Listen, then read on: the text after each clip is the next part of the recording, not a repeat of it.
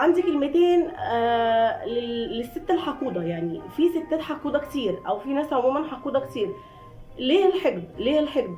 ليه كونك ان واحدة مثلا فاتحة قناة وانتي الحمد لله ربنا ميسرها معاكي مثلا او كده، بتكرهيها مجرد ان هي مثلا بتظهر، او بتكرهيها مجرد ان في ناس بتحبها؟ ليه؟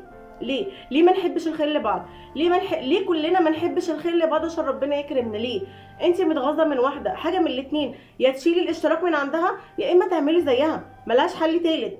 يا تشيلي الاشتراك يا اما تعملي زيها. ولكن كونك انك تدخلي عند الناس تعلقي كومنتات سلبيه، تطلعي عليها كلام مش كويس، يعني انا مش عارفه ليه يعني انا ادوني كده سبب ليه. الغيره خلاص، يعني المفروض انت ست كبرتي على الغيره والكلام الفارغ اللي ملوش لازمه. تمام؟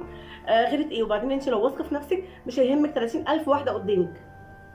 لو انت عاطيه الثقه لنفسك، ولو انت يعني بتحبي نفسك، والله ما هتبصي لاي واحده غيرك. تمام؟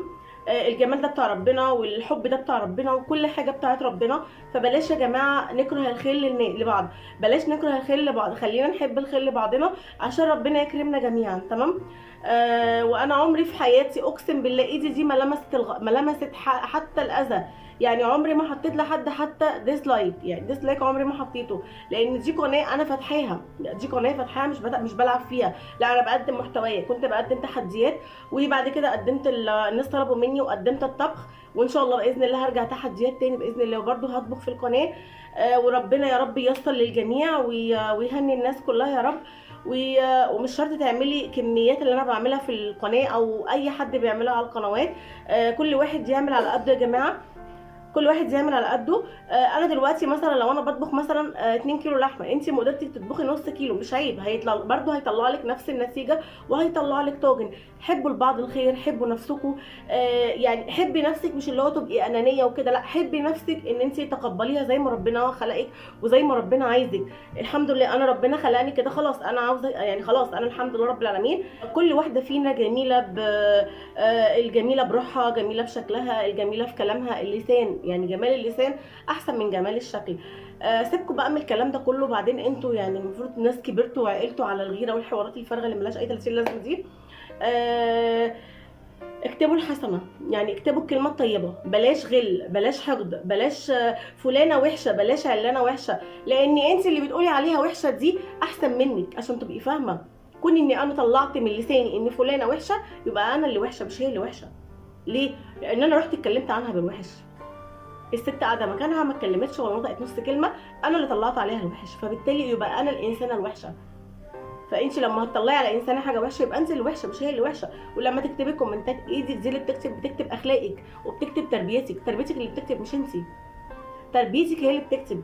فبدل ما تلاقي حد مثلا يقول لي انا على ابو تربيتك، لا، خليها يقولوا ربنا يكرمها، جزاه الله خير الجزاء. خلي الناس تحبك، خلي الناس تحبك بطبيعتها، ما تجبريش ان الناس تحبك بالعافيه. عادي، انا بالنسبه لي اقسم بالله المشاهدات لو عندي ميح مفيش، انا عن نفسي مش هزعل. ليه؟ لاني عارفه ان ربنا هيجي عليا وقت ان شاء الله باذن الله وهيكرمني باذن الله، وربنا يكرمكم جميعا ان شاء الله باذن الله. حبوا الخير لبعض. وهقول كلمه بقى اللي هي الحقوده اللي متضايقه قوي، مش مني لوحدي، لا، دي متضايقه من ناس كتير جدا، مش انا اكيد طبعا، يعني ما دام خلاص جيتي عندي يبقى اكيد طبعا متضايقه منكم. هقول حاجه للحقوده اللي هي الغلانيه شويه، اللي بتتضايق شويتين دول. هقول لك كلمه واحده بس: لو متضايقه مني اعملي زيي. دلوقتي انا نازله ورايحه ان شاء الله باذن الله، رايحه مشوار صغير جدا كده. وقبل ما انزل هسلق الكرشه بتاعتي، طبعا هي نظيفه ومتنضفه وزي القشطه.